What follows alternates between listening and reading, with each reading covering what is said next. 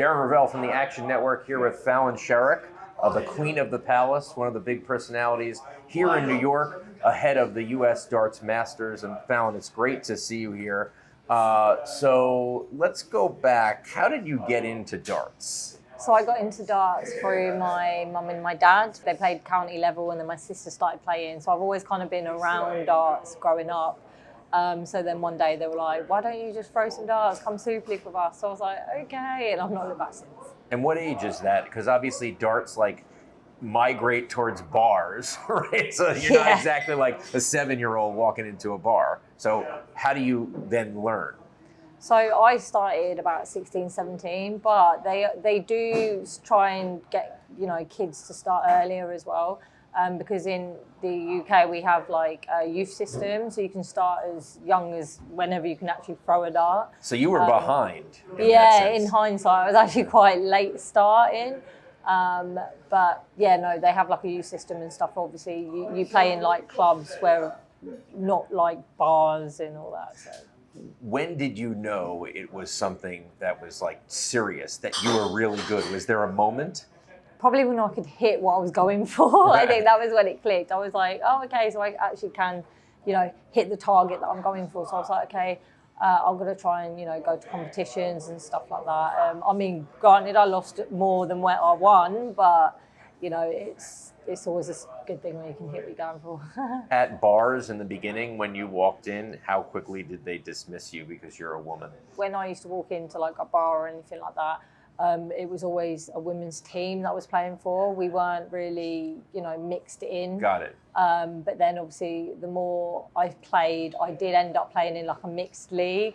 But at that point I was actually fairly all right. So they always used to go, oh no, we don't want to play Fallon. Right, because you were well known in the area. By that time where I got to that level where I could play against the men. So how well known were you in the area that you were playing? What did you have to do to hustle people? You had to get out of the town, right? Yeah, pretty much. Get out of the town and just kind of venture elsewhere.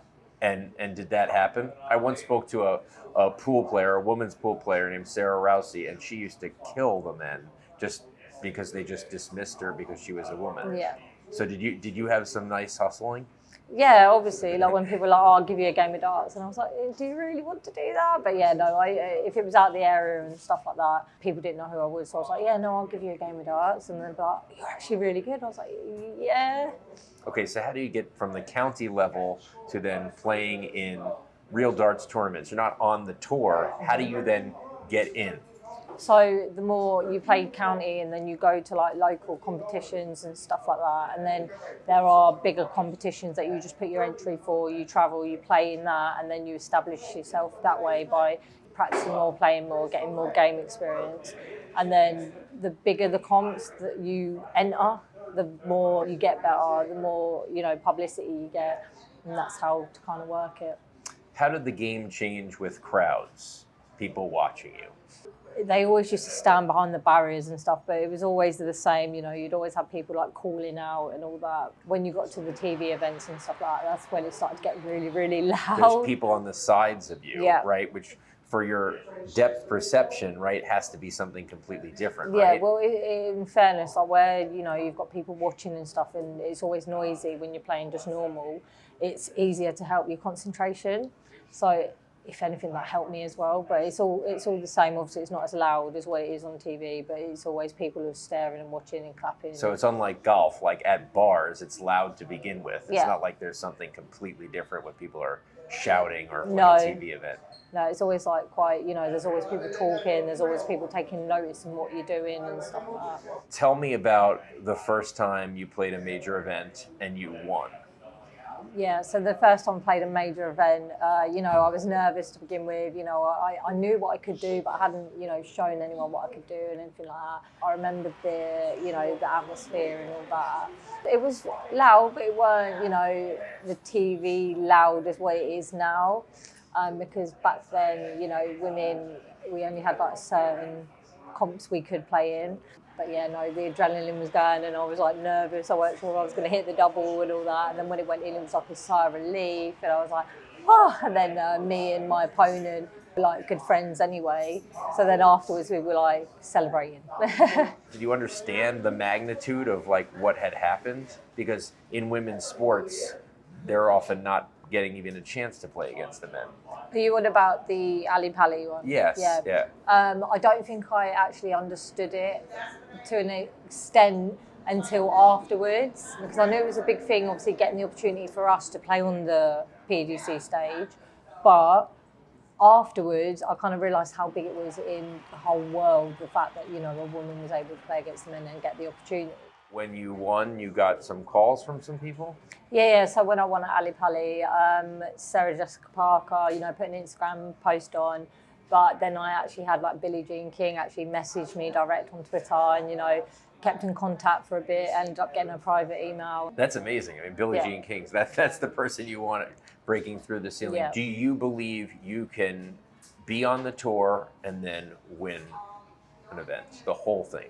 Yeah, of course I believe that. I mean, I wouldn't be, you know, putting myself through all the practice, you know, playing all these games if I didn't believe that I could better myself and get on the tour and win these events and stuff. So one of the things that I've loved about watching darts is just kind of like the character that comes out, whether it's like the mohawk or like you with the glasses and the pink. So tell me about, like, especially for the TV events, the idea of like getting into character. Yeah, so I think everyone just wants to be kind of like different, because you obviously don't want to be like someone else. You want to, you know, create your own personality and, you know, be different to everyone else. And I think that's what it is. I mean, I wear pink because, you know, at the time there was another woman playing and I had the same colour shirt, and because she wore her blue one first, I was like, oh, I need to pick another shirt. I can't wear the same shirt, but that's just how, you know, I think. So I wore the pink one and it's stuck since. Tell me about your actual darts themselves. I see that you got pink. Those are the ones that you use? Yeah, just to kind of match my shirt. You'll find like a lot of players have matching and stuff. It's just like a setup. Is it the first time you're in America? Yeah, no, it's the first time I've been to America, and I'm really like, it's just all overwhelming, especially being in New York. You know, I see it in movies and stuff like that. So I'm trying to get around as much as I can and relive what the movies show us back home. But it seems like you're concentrated on the food, because I heard you want McDonald's and you want a hot dog from a street cart.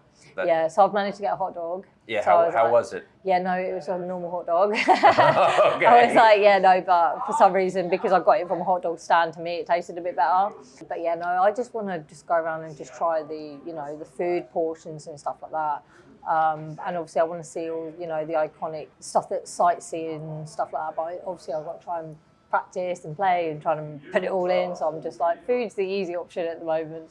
Madison Square Garden is obviously, I mean, that's one of the hallowed stadium arenas in the U.S. There's been incredible events there. What does it mean for you to be there? No, yeah, no, it's a privilege, and you know, I'm really happy that I get the opportunity to play there. You know, like you said, like all these events took place there, and it's just a privilege to actually get the opportunity to be in that, you know, the hall and all that, and I can't wait. I want to get there now. Your boyfriend is on the tour. Yes. Do you guys talk about things or practice together? We practice together. Obviously, like I try and give him like pointers and stuff, but most of the time he doesn't need them because he's on the tour. But Is he better than you or no? no, I'm going to say no. I'm not going to say he's better than me. No. To be fair, he beats me sometimes. I beat him sometimes. I mean, it's just who's better on the day, really.